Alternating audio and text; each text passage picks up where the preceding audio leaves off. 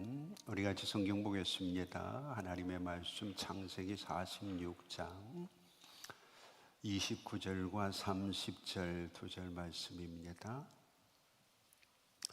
우리 찾으셨으면 뜻을 묵상하면서 우리 같이 한번 읽겠습니다. 요셉이 그의 수레를 갖추고 고센으로 올라가서 그의 아버지 이스라엘을 맞으며 그에게 보이고 그의 목을 어금맞춰 안고 얼마 동안 울매 이스라엘이 요셉에게 이르되 내가 지금까지 살아있고 내가 네 얼굴을 보았으니 지금 죽어도 족하도다. 아멘.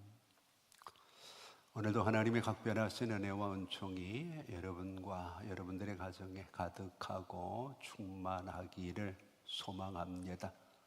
그저 우리가 말로만 하는 그런 은혜가 아니라 실제 느끼고 실제 우리의 삶을 움직일 수 있는 그런 동력들이 꼭 말씀 속에서 우리에게 전해질 수 있기를 간절히 소망합니다. 오늘은 특별히 우리의 가정의 달에 어버이 주일로 하나님 앞에 섰습니다. 어버이 주일 그러면 먼저 우리는 부모를 공경해야 된다는 마음, 또 부모에게 감사해야 된다는 마음이 앞섭니다. 그러나 그것보다도 중요한 것은 마음속에 있는 본질이겠죠.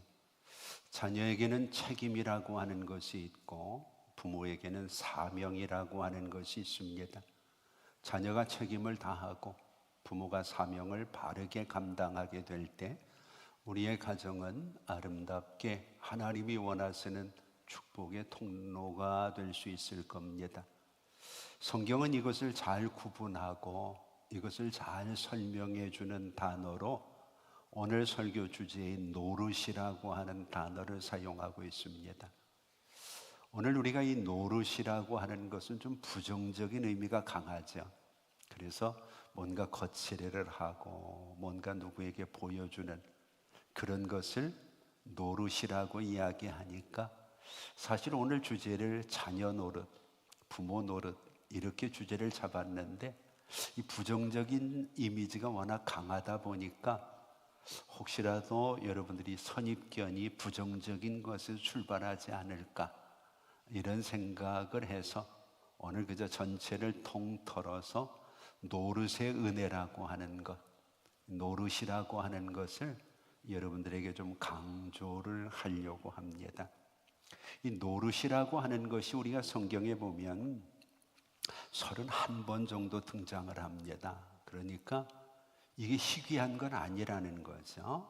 31번 등장하는 가운데 이 노릇이라고 하는 단어가 강조하고 있는 것이 세 가지입니다.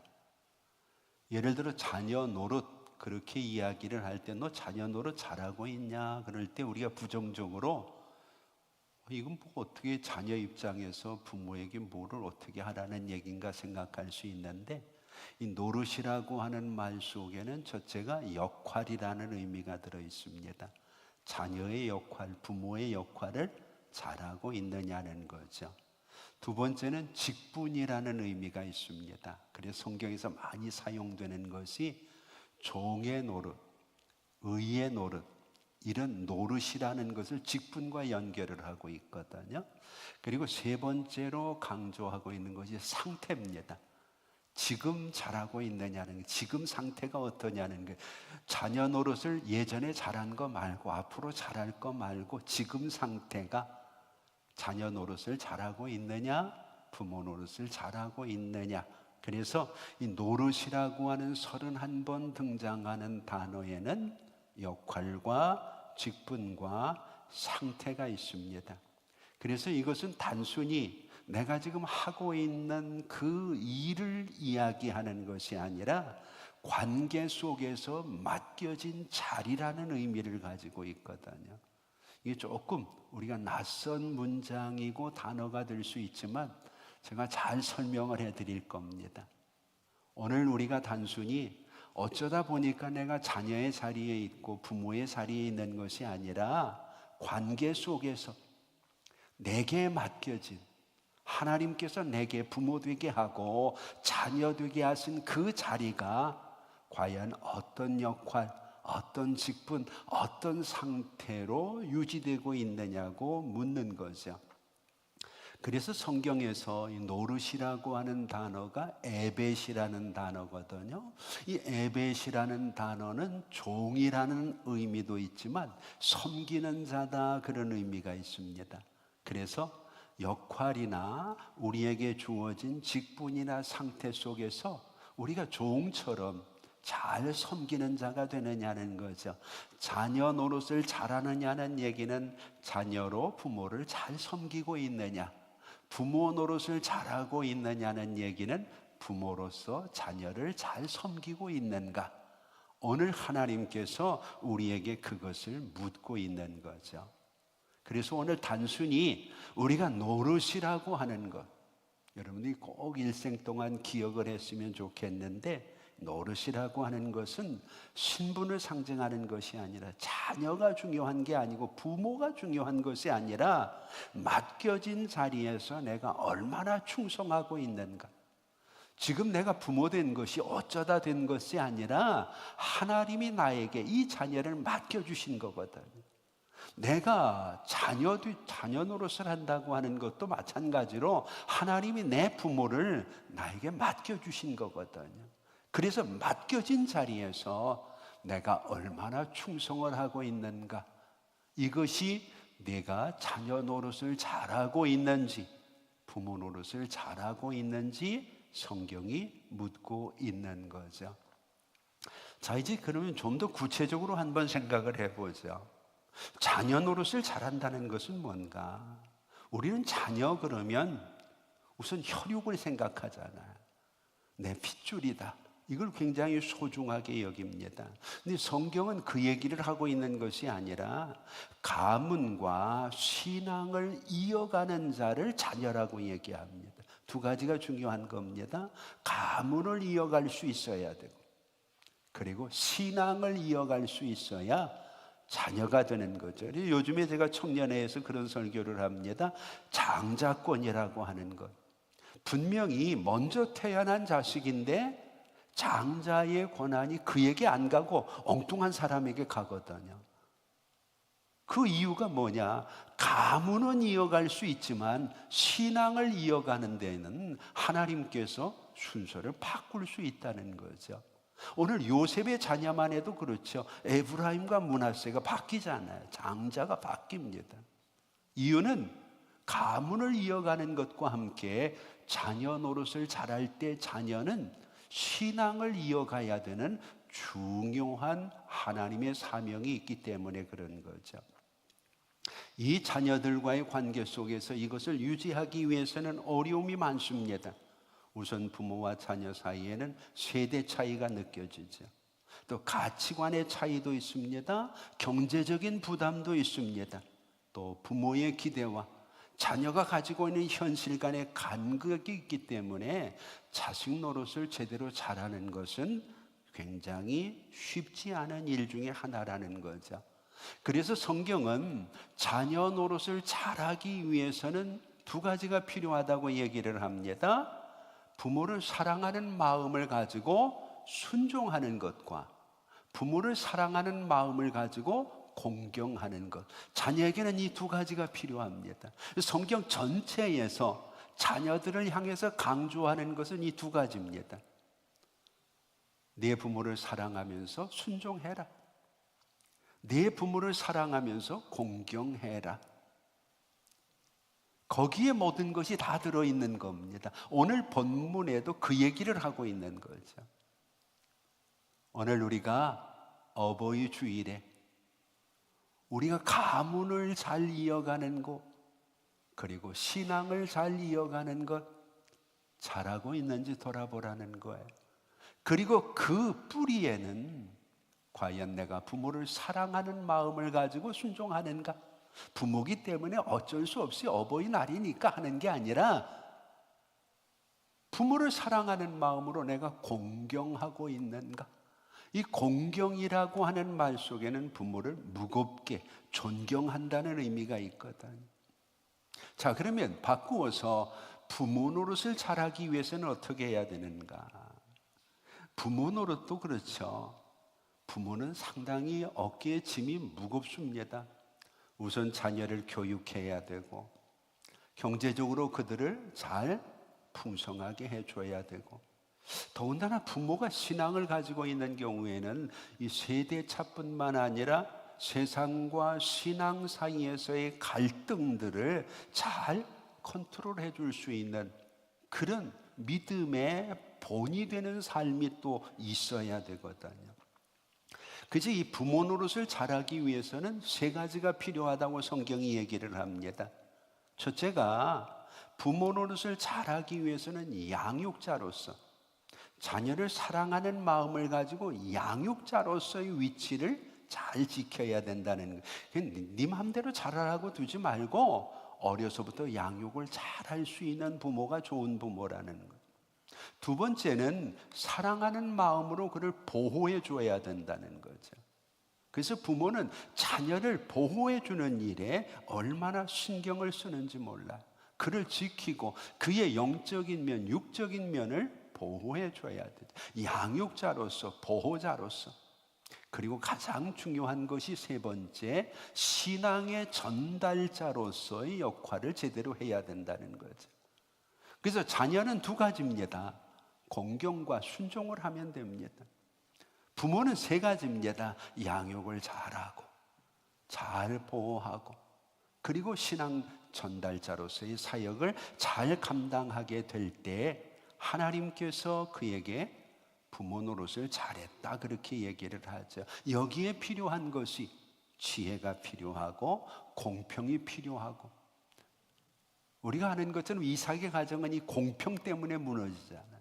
인내가 필요하고 믿음이 필요하고, 이런 것들은 기회가 될 때 우리가 같이 한번 더 이야기를 하고자 합니다. 자, 그럼 이제 단도직입적으로 물어보죠. 오늘 여러분, 우리가 살아가면서 자녀, 자식 노릇을 하는 것이 힘들까요? 부모 노릇을 잘하는 것이 힘들까요? 여러분들은 어떤 게 더 힘드십니까?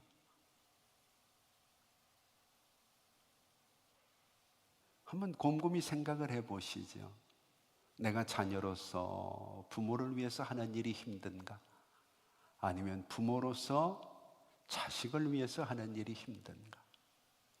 자식 노릇 잘하는 게 어려울까요? 부모 노릇 잘하는 게 어려울까요? 물론 이것은 우리가 쉽게 비교할 수 있는 것은 아니겠지만, 오늘 본문에 등장하고 있는 야곱의 예를 들어보면, 야곱은 서슴지 않고 얘기합니다. 부모 노릇하기가 정말 힘들다. 부모 노릇이 참 힘들다고 야곱은 얘기합니다. 야곱은 어렸을 때 자녀로서는 참 사랑을 많이 받았어요. 그 별 문제가 없었어요. 그런데 부모가 되어지면서부터 얼마나 세상에서 험한 풍파가 많은지 몰라. 그래서 오죽해야 바로 앞에 서가지고 야곱이, 내 나이가 130세인데 130년 동안 내가 참 험악한 세월을 살았다. 이 험악한 세월은 자식으로서의 산 삶이 아니라 부모로서 산 삶이거든. 오늘 우리의 삶도 만만치 않습니다. 어버이 주일이니까 우리 어버이들의 삶의 흔적들을 돌아보세요. 얼마나 치열하게 사셨나, 얼마나 어려운 시대를 살아냈나. 참 힘들고 어렵고 버거운 세상에서 양육자로서, 보호자로서, 신앙의 전달자로서 자리매김하기 위해서 부모님들 참 힘있게 어렵게 살았거든. 야곱은 이 부모 노릇의 무게 때문에, 이게 너무 무거워서 눈물로 밤을 지새운 날이 참 많습니다. 그래서 창세기 42장 36절을 보면 자녀들을 향해서 너희가 다 나를 해롭게 하는도다. 자식을 향해서 부모가 할 수 있는 말이 아닌데 야곱의 자식들이 너무 부모인 야곱을 힘들게 하는 거야. 그래서 야곱이 그 자식들을 향해서 너희가 다 나를 해롭게 한다, 가슴을 찢으며 아파하던 모습들을 우리가 바라보죠.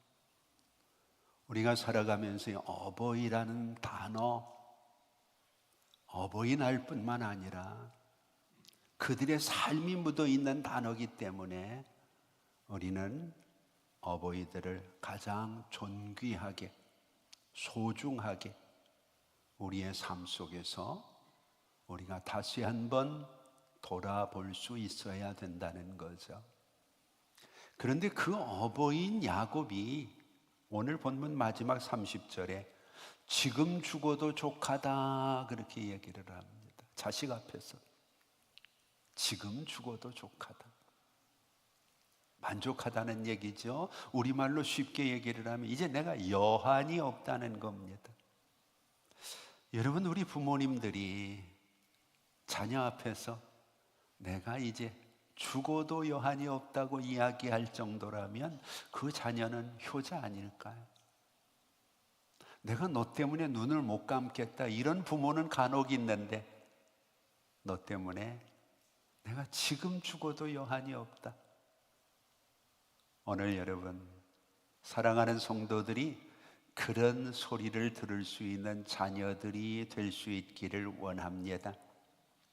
자, 그러면 그렇게 어렵지 않아요. 굉장히 힘든 일이 아니고, 오늘 본문에 보면 요셉이, 야곱이 그런 고백을 할 수 있는, 아버지가 자식을 보면서 그렇게 고백할 수 있는 몇 가지 방법을 짧은 성경 안에 다 이렇게 담아놨거든요. 우리도 마찬가지입니다. 지금부터도 할 수 있는 거고, 오늘이라도 우리에게 벌어질 수 있는 상황이라는 것을 기억하고, 내가 이제까지 어떻게 살아왔는지, 어떻게 부모에게 이 효도를 했는지 이런 것 떠나서 우리의 삶의 방향을 정말 부모에게, 어려운 시대를 살아오신 부모님들에게 여한이 없는 그런 삶의 모습들을 드릴 수 있는 방법들을 한번 머리를 맞대고 찾아보자는 겁니다. 그래서 부모는 부모 노릇 잘하고 자녀는 자녀 노릇 잘했으면 좋겠다 하는 것이 한 주간 말씀을 연구하면서 제가 가지고 있는 기도의 제목입니다. 자, 어렵지 않다 그랬잖아요. 본문을 한번 보세요. 30절, 내가 지금까지 살아있고. 첫 번째 중요한 효도는, 부모가 내가 지금 죽어도 여한이 없다고 얘기하는 가장 큰 이유는 자식이 살아있어야 된다는 거예요. 여러분, 살아있는 것 자체가 부모에게는 기쁨이고 효도입니다. 그래서 저는 이것을 내 나름대로 이렇게 정리를 했어요. 자식은 무조건 길게 살아야 된다. 여러분, 길게 살아야 됩니다. 얼만큼 길게 사는가? 부모보다 길게 살아야 됩니다. 그래서 기도해야 됩니다. 자녀는 부모보다 길게 살아야 된다. 오늘 우리 성도들 가운데 무자리에도 자녀를 먼저 보내고 아파하는 성도들이 있습니다. 바라볼 때마다 측은하고 더 기도하게 되고 아쉽죠. 내가 믿었던 자식이고 그 자식의 꿈을 걸었는데 어느 날 부모보다 앞서는 겁니다. 떠난 사람에게는 아쉽지만 이것은 불효하는 겁니다. 어떤 이유에서든. 오늘 요셉을 바라보면서 야곱이 내가 지금 죽어도 여한이 없다 하는 이유는 네가 잘 나서가 아니라, 네가 잘 돼서가 아니라, 네가 대단한 인물이 아니라 네가 살아있기 때문에. 내가 살아있는 것이 힘들고 어렵지만 부모를 위해서도 자식은 살아있어야 됩니다. 다윗이라고 하는 사람이 얼마나 대단한가. 그런데 그에게 압살롬이라고 하는 세상적으로 보면 참 멋있고 훌륭한 자식이죠. 근데 이 자식이 부모를 대적하는 거예요. 부모를 쫓아내는 거예요. 부모를 왕의 자리에서 끌어내고 제가 왕이 되겠다는 거예요. 그래도 부모인 다윗은 그놈 나쁜 놈이라고 얘기하지 않아요. 그런데 언제 다윗이 이 자식 때문에 눈물을 쏟고 웁니까? 그 자식이 부모보다 먼저 죽은 거예요. 그렇게 교만하게 부모를 쫓아내고 대적하던 그 녀석, 그때도 다윗이 아프다고 울지 않았는데 그 자식을 더 이상 볼 수 없게 되었을 때 못난 자식이지만 자기를 죽이려고 쫓아다니던 자식이지만 그것 때문에 다윗이 통곡을 하고 웁니다. 오늘 본문에 나와 있는 내용도 마찬가지죠. 창세기 45장 27절을 보면은요, 아버지 야곱이 다 죽어갑니다. 그러다 갑자기 기운이 소생했다 그랬어요. 기운이 소생한 이유가 자식이 살아있다는 소식을 들었을 때, 기운이 소생해서 그가 가나안에서 애굽까지 수레를 타고 한 걸음에 달려가게 됩니다. 오늘 우리가 잘 돼서 부모에게 효도하는 것도 좋지만 잘 살아서 살아있음으로 부모에게 효도하는 것도 대단히 중요하다는 거죠. 여러분 누가복음 15장을 한번 보세요. 탕자가 아버지 것 다 망가뜨리고 돌아왔잖아. 근데 아버지가 너무 좋아하시잖아요. 그러면서 아버지가 하는 말이 있어요. 이 내 아들은 죽었다가 살아났다는 거예요. 여러분, 세상이 힘들고 어려워도 부모에게 효도할 수 있는 것은 살아있는 겁니다. 잘 살아야 됩니다. 오늘 우리가 잘 산다는 이야기는 오늘 본문에서 가까이에서 얼굴을 자주 보여드릴 수 있다는 거예요. 그래서 오늘 본문에 보면 28절이요. 이스라엘이 이르되 조카도다 내 아들 요셉이 지금까지 살아있으니 내가 죽기 전에 가서 그를 보리라. 그리고 30절에 얘기하는 겁니다. 내가 네 얼굴을 보았으니 지금 죽어도 좋다. 부모는 자식에게 뭐 엄청난 걸 바라지 않아요. 그런데 자식들은 엄청난 거를 못 해주기 때문에 염치가 없어서 부모를 잘 못 보는 경우가 있거든. 살아있어도 살아있는 게 아닌 자식들이 꽤 있다는 거죠. 금년 2026년 얼마 전 통계를 보니까요, 어버이날이 되면 부모님들이 가장 선호하는 선물이 있고 가장 선호하지 않는 선물이 있다 그러더라고요. 여러분도 보셨을 거예요. 가장 선호하는 선물은 70.8%가 현금이라고 얘기합니다. 그러면 우리는 이거 부모님들이 돈 좋아하시나 보다. 그런데 통계를 자세히 한번 보세요. 부모님들이 원하는 현금의 액수가 10만 원을 안 넘어요. 평균치가 9만 7천 얼마예요. 그게 큰 거 바라는 게 아니라는 거죠. 부모님이 필요한 부분을 채울 수 있도록 부모들은 현금에 대해 선호를 한다는 거예요. 자, 그러면 부모님들이 가장 싫어하는 건 뭘까요? 좋아하지 않는 선물. 금년에는 또 그거 하신 분들 있잖아요. 그건 못 보셨습니까? 좋아하시는 것만 보셨습니까? 부모님들이 가장 안 좋아하는 거 책이랍니다. 책. 요즘 부모님들이 아프시니까 거기에 좋은 책들을 또 사다 줘. 침침해서 볼 수도 없는데 자기 생각으로 갖다 주는 거예요.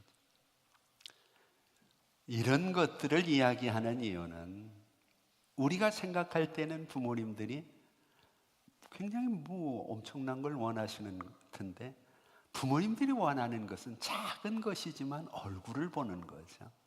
가까이에서 얼굴 한번 보고, 더 자주 얼굴 보고, 그놈이 잘나서 보는 게 아니라 그냥 얼굴 보는 것으로 부모님은 그가 살아있는 걸 확인하는 거죠. 얼굴빛이 좋으면 부모님도 마음이 기쁘고, 얼굴에 근심이 있으면 부모님들이 기도하게 되고. 그래서 오늘 우리가 가장 큰 효도는 우리의 삶을 길게 가지는 겁니다. 절대로 부모보다 앞서면 안 됩니다. 부모는 자식을 가슴에다 묻는다 그러잖아요. 자식은 부모를 산에 묻습니다. 근데 부모는 그걸 못 잊는 거죠. 참 어려운 거죠. 이 오늘 어버이 주일에 자녀를 먼저 보낸 아픈 마음을 가지고 있는 부모님들이 계시기 때문에 지금 말하는 게 굉장히 조심스럽고 또 조심스러운데, 오늘 자녀는 어떤 일이 있어도 부모보다 길게 살아야 됩니다. 탕자라도 살아있는 것 때문에 아버지는 기뻐하고, 돌아온 것 때문에 아버지는 행복해하고 즐거워하잖아요. 근데 자식은 내가 부모 앞에 당당하게 서지 못하기 때문에 못 가는 거야. 남들은 어버이날이라고 뭣도 하고 뭣도 하는데 나는 돈도 못 벌고 직장도 그렇고 결혼도 안 되고 그렇다고 잘 나가는 것도 아니고 괜히 가가지고 또 부모님 마음에 근심시킬까? 그건 자식이 가지고 있는 생각일 뿐이고, 부모는 그런 측은한 모습이라도 보고 그를 위해서 염려하고 기도해 주는 것으로 주어진 부모의 역할을 감당할 수 있다는 거죠. 두 번째 중요한 것은, 이제 길게 사는 것도 중요하지만 두 번째는 깊게 살아야 된다는 거죠. 깊게. 이 깊게라고 하는 말을 다른 말로 하면 정으로 살라는 겁니다. 바이타팍이라고 하는 단어거든요. 바이타팍. 오늘 29절을 한번 보세요. 동사들이 참 많아요.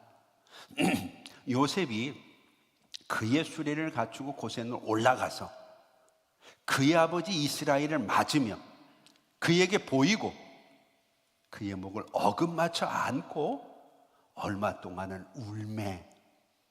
성경 창세기에서 가장 긴 기록을 가지고 있는 사람이 요셉입니다. 아브라함보다 더 많이 기록이 되어 있습니다. 그런데 이 요셉을 한마디로 얘기하면 다정한 사람입니다. 요셉은 참 정이 많은 사람입니다. 그래서 그의 정이 흘러넘쳐서 원수의 나라지만 애굽 땅을 살립니다. 그에게 해를 끼쳤지만 보디발의 아내를 벌하지 않습니다. 그를 팔아먹었지만 그 형제들을 원망하지 않습니다. 오히려 그들을 바라보며 울고 그들을 다정하게 대합니다. 우리가 흔히 그런 얘기하잖아요. 결혼을 해도 사랑으로 시작했지만 그 사랑이 얼마나 가나요? 이제는 정으로 산다고 얘기들 많이 하잖아요. 이 정도 고운 정만 있나요? 미운 정, 고운 정. 그래서 이 정이라고 하는 게 뭔지, 이 정 때문에 사람들이 참 어려움도 견디고 이기는 경우가 얼마나 많은지 모릅니다.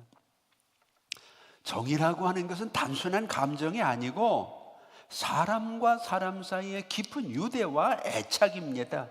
그래서 이 정 속에는 세 가지가 결합되는데 사랑과 애정과 신의라는 것이 결합됩니다.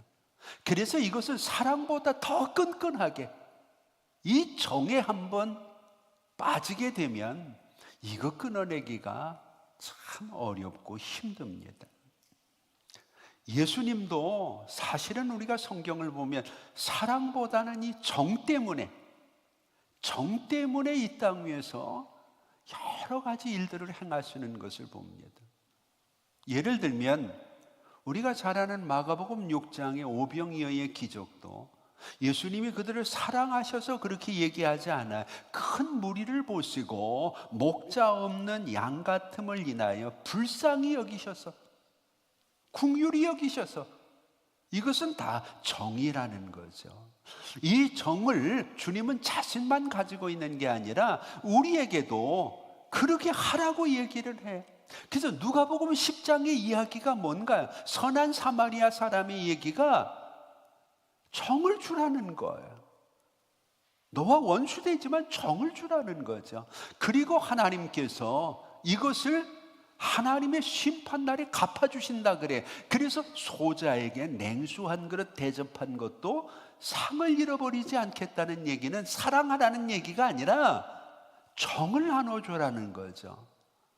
그래서 주님이 심판하실 때 양과 염소가 오른편 왼편으로 갈리게 되는데 양들을 향해서 내가 굶주렸을 때 너희가 먹을 것을 주었고 내가 헐벗을 때 옷을 입혀줬다. 그들은 언제 그렇게 했는지도 몰라. 오늘 여러분, 우리의 자녀들이 부모에게 가장 효도할 수 있는 방법은 오래 사는 거지만 정이 있게 다가가는 거예요. 세월이 지나갈수록 자식들이 정이 있게 부모에게 다가가면 부모는 삶의 의미를 느끼죠. 근데 이 녀석들이 사춘기 거치면서 자꾸 정 떨어지는 행동을 해.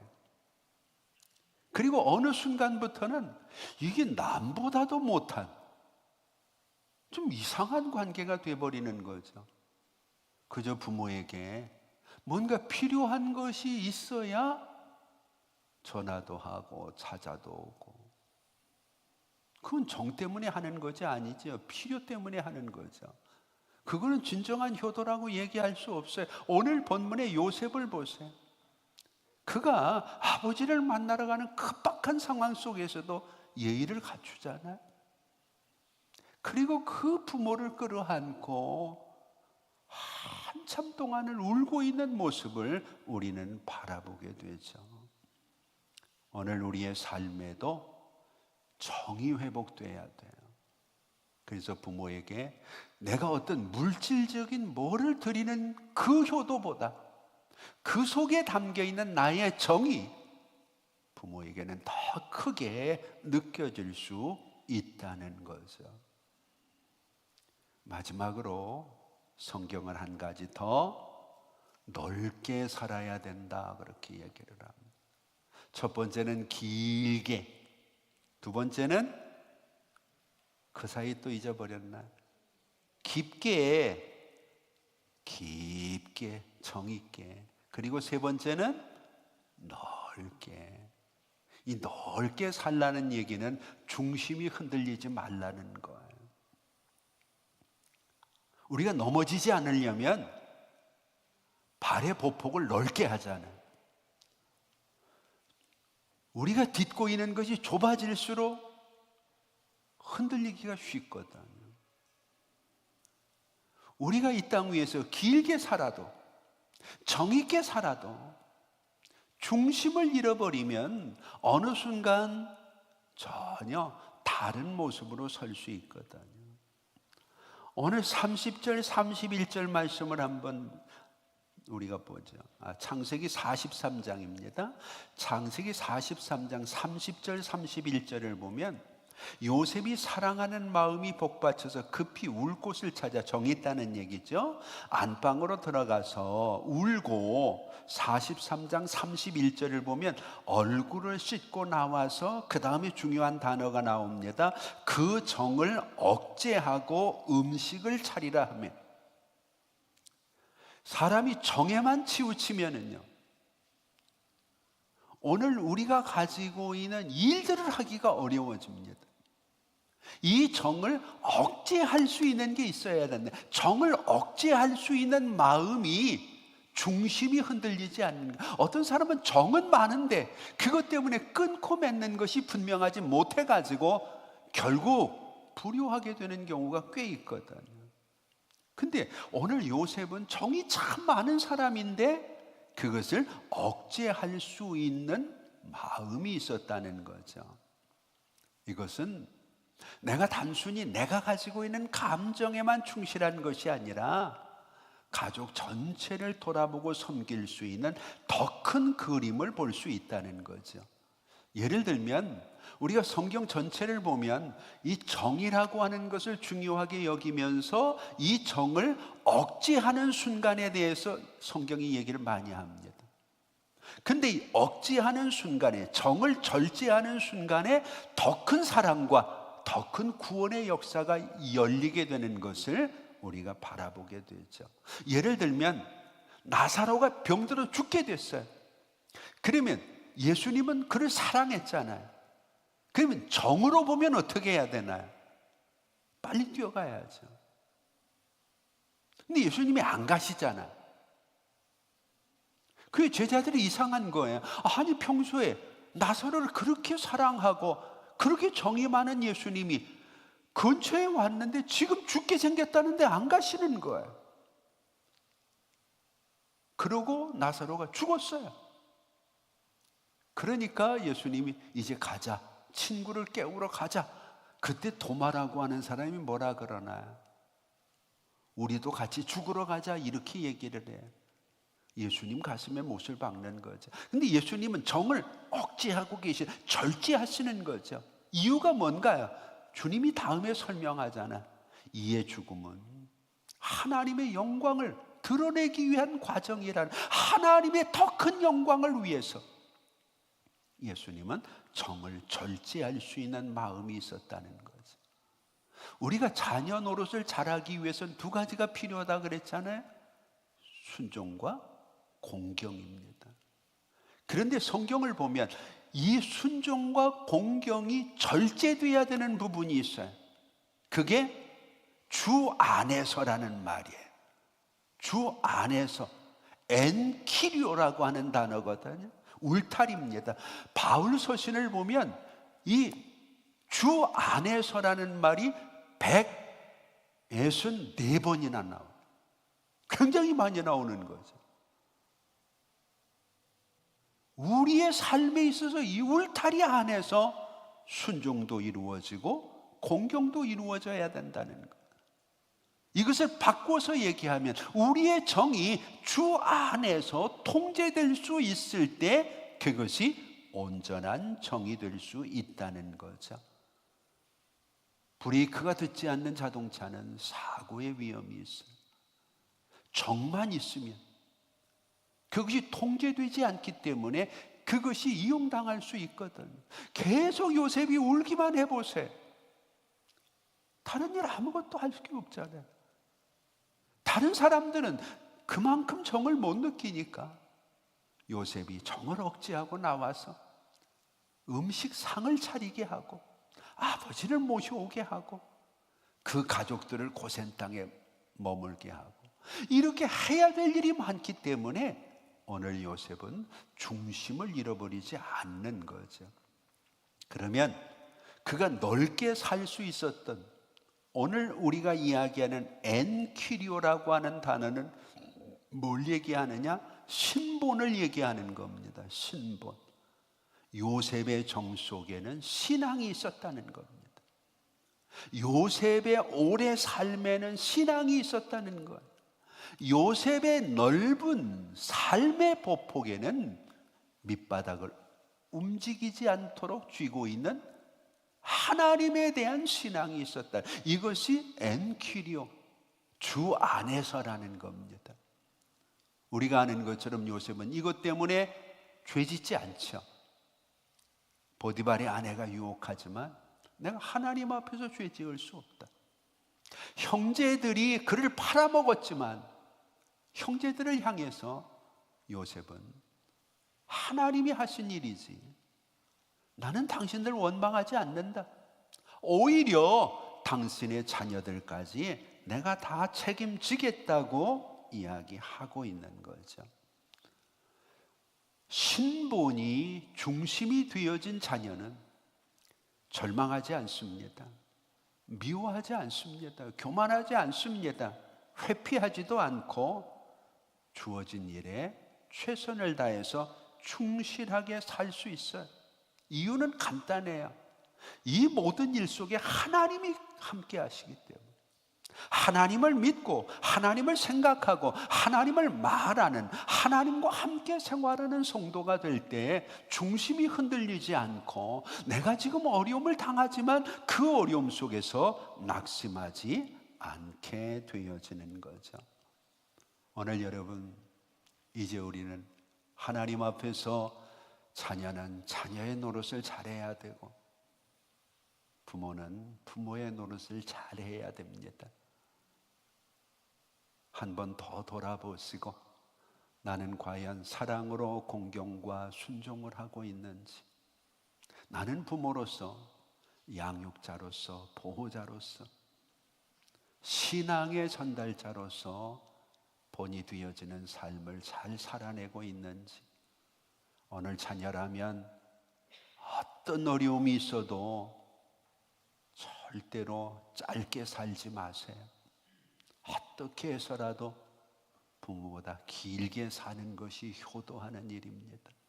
탕자라도 괜찮아요. 공부 좀 못해도 괜찮아요. 부모 가슴에 못을 박지 말고 평소에도 몸 관리 잘 하시고 건강도 좀 잘 챙기시고, 먹고 사는 게 힘들어도 이러다가 내가 불효하지 싶은 그런 모습으로 부모 앞에 서 있지 말고 이제 좀 정 있게 사세요. 얼마나 더 같이 계시겠어요? 부모들이 원하는 어버이날의 선물이 그렇게 대단한 거 아니에요. 100만 원 달라는 것도 아니고 1000만 원 달라는 것도 아니고. 근데 뭘 망설이고 뭘 못 가시나요? 얼굴을 자주 보여드리고,